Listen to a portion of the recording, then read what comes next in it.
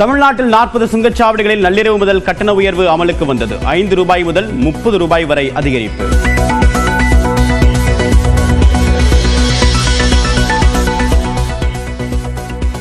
சுங்க கட்டணம் உயர்ந்தாலும் ஆம்னி பேருந்து கட்டணம் உயர்த்தப்படாது. ஆம்னி பேருந்து உரிமையாளர்களின் சங்க தலைவர் அன்பழகன் நியூஸ் 18க்கு பிரத்யேக பேட்டி. கொடைக்கானல் உதகை செல்வதற்கு இன்று முதல் வாகன கட்டுப்பாடுகள் அமல். குறிப்பிட்ட அளவே வாகனங்கள் அனுமதிக்கப்படும் என்பதால் இ பாஸ் கட்டாயம். சென்னையில் வணிக பயன்பாட்டிற்கான சிலிண்டர் விலை 43 ரூபாய் 50 காசுகள் குறைந்தது. வீட்டு உபயோக சிலிண்டர் விலையில் மாற்றமில்லை.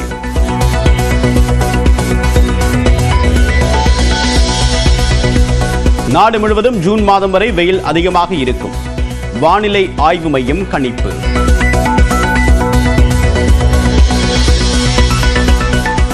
தொகுதி மறுசீரமைப்பு மாநில உரிமைகளை பறிக்கும் ஆயுதம் என்று முதலமைச்சர் மு க ஸ்டாலின் குற்றச்சாட்டு. இந்தியா அபாய கட்டத்தில் இருப்பதாகவும் விமர்சனம். அதிமுக முன்னாள் அமைச்சர் செங்கோட்டையன் மீண்டும் டெல்லி செல்ல இருப்பதாக தகவல். டெல்லி பயணம் குறித்த கேள்விக்கு தன்னுடைய மௌனம் நன்மைக்கே என்றும் பதில். வாழ்வுரிமை கட்சியின் தலைவர் வேல்முருகன் எச்சரிக்கை. முதல் முறையாக 67,000 ரூபாயை கடந்தது ஒரு சவரன் தங்கத்தின் விலை. ஒரே நாளில் 520 ரூபாய் உயர்ந்து 67,400க்கு விற்பனை.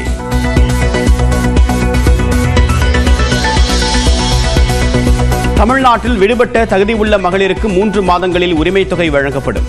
விண்ணப்பங்களை பரிசீலிக்க துணை முதலமைச்சர் உத்தரவிட்டிருப்பதாக அமைச்சர் தங்கம் தென்னரசு தகவல்.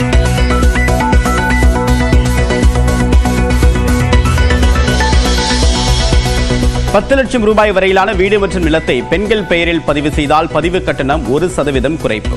தமிழ்நாடு அரசின் உத்தரவு இன்று முதல் அமலுக்கு வருகிறது.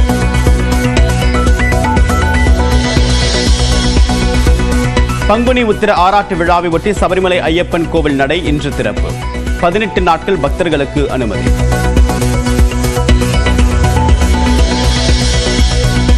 மதுரையில் கொலை வழக்கில் தேடப்பட்டு வந்த ரவுடி என்கவுண்டரில் உயிரிழப்பு. காவலர்களை தாக்கியதால் தற்காப்பிற்காக துப்பாக்கியால் சுட்டதாக போலீசார் தரப்பில் விளக்கம். செங்கல்பட்டு மாவட்டம் சிங்கப்பெருமாள் கோவில் அருகே கார் மீது கனரக லாரி மோதி கொடூர விபத்து. 1 வயது குழந்தை உட்பட ஒரே குடும்பத்தை சேர்ந்த 3 பேர் உயிரிழந்த சோகம்.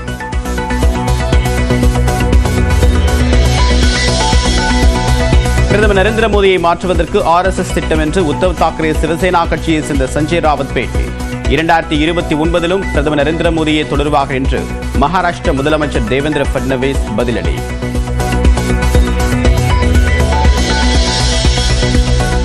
ஆந்திர மாநிலம் கர்னூல் அருகே களை கட்டிய வரட்டியடி திருவிழா. ஒருவர் மீது ஒருவர் வரட்டியை வீசி உற்சாகம்.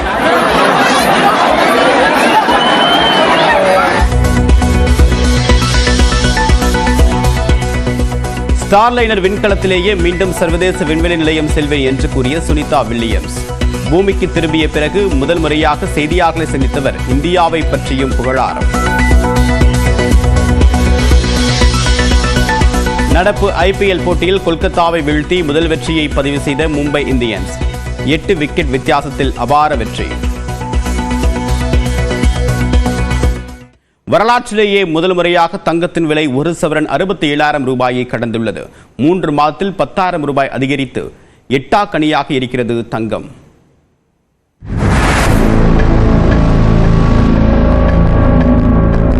தங்கம் இனி வாயால் மட்டுமே இதை உச்சரிக்க முடியும் என்பதுதான் பெரும்பாலானோரின் ஏக்கமாக உள்ளது. ஏழையோ பணக்காரரோ அனைவரின் சுப நிகழ்ச்சிகளிலும் முதலிடம் பிடிப்பது தங்கம்தான். ஒரு குண்டுமணி தங்கமாவது வாங்கிவிட மாட்டோமா என்பதுதான் குறைந்த வருவாய் கொண்ட பிரிவினரின் நோக்கம். ஆனால் இஸ்ரோவிடும் ராக்கெட் வேகத்தை விட நாள்தோறும் புதிய உச்சம் தொட்டு வருகிறது தங்கத்தின் விலை. கடந்த ஆண்டு வரை 60,000 ரூபாய்க்கு கீழாக சென்னையில் ஆபரண தங்கம் விற்கப்பட்டது. அமெரிக்க அதிபராக டொனால்ட் ட்ரம்ப் ஜனவரி 20 பதவியேற்ற நிலையில் கடந்த ஜனவரி 22 முதல் முறையாக ஒரு சவரன் தங்கம் 60,200 ரூபாயாக உயர்ந்தது. மத்திய அரசின் பட்ஜெட் தாக்கல் செய்யப்பட்ட பிப்ரவரி 1 ஒரு சவரன் தங்கம் 62,320 ரூபாயாக விலை உயர்ந்தது. பிப்ரவரி 11ஆம் தேதி முதல் முறையாக 64,480 ரூபாயாக உயர்ந்து அதிர்ச்சி அளித்தது. மார்ச் 14ஆம் தேதியே 65,840 ரூபாயாகவும் மாலையில் 66,400 ரூபாயாகவும் உயர்ந்தது. கடந்த சனிக்கிழமை ஒரு சவரன் 66,880 ரூபாயாக அதிகரித்தது. இந்நிலையில் நேற்று சவரனுக்கு 540 ரூபாய் உயர்ந்து 67,400 புதிய உச்சத்தை தொட்டது. ஒரு கிராம் 65 ரூபாய் அதிகரித்து 8,425 ரூபாய்க்கு விற்பனையானது. பல்வேறு சர்வதேச காரணிகளை சுட்டிக்காட்டும் சென்னை தங்கம் வைர நகை வியாபாரிகள் சங்க தலைவர் சலானி தங்கம் விலை இன்னும் அதிகரிக்கும் என்கிறார். ஈரான் சமீப ஒரு வாரம் 10 நாள பாத்தீங்கன்னா, நாங்கள் அமெரிக்காவுடன் போரிட தயாராக இருக்கிறோம், ஒருவேளை எங்களை அமெரிக்கா தாக்கினால் நாங்கள் மீண்டும் பதிலீடு கொடுக்க தயாராக இருக்கிறோம்.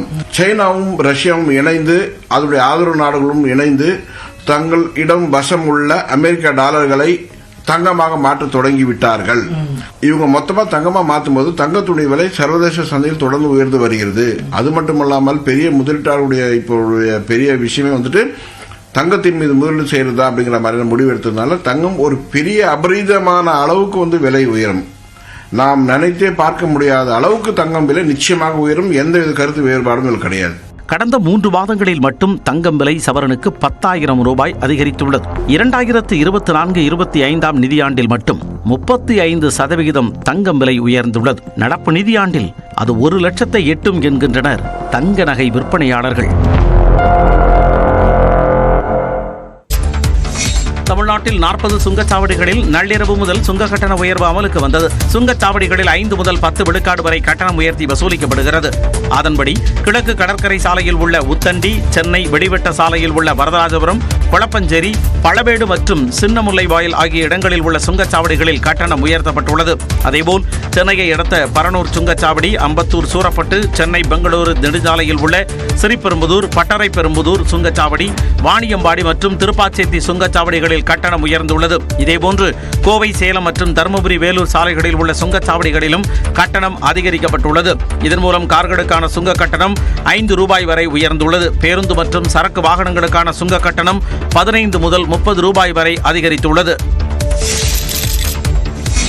சுங்க கட்டண உயர்வால் காய்கறி உள்ளிட்ட அத்தியாவசிய பொருட்களின் விலை உயரக்கூடும் என்று பொதுமக்கள் வேதனை தெரிவித்துள்ளனர். குண்டும் குழியுமாக உள்ள நெடுஞ்சாலைகளை முறையாக பராமரிக்காமல் சுங்க கட்டணத்தை மட்டும் அதிகரிப்பது ஏற்கத்தக்கதல்ல என்று வாகன ஓட்டிகள் குற்றம் சாட்டியுள்ளனர்.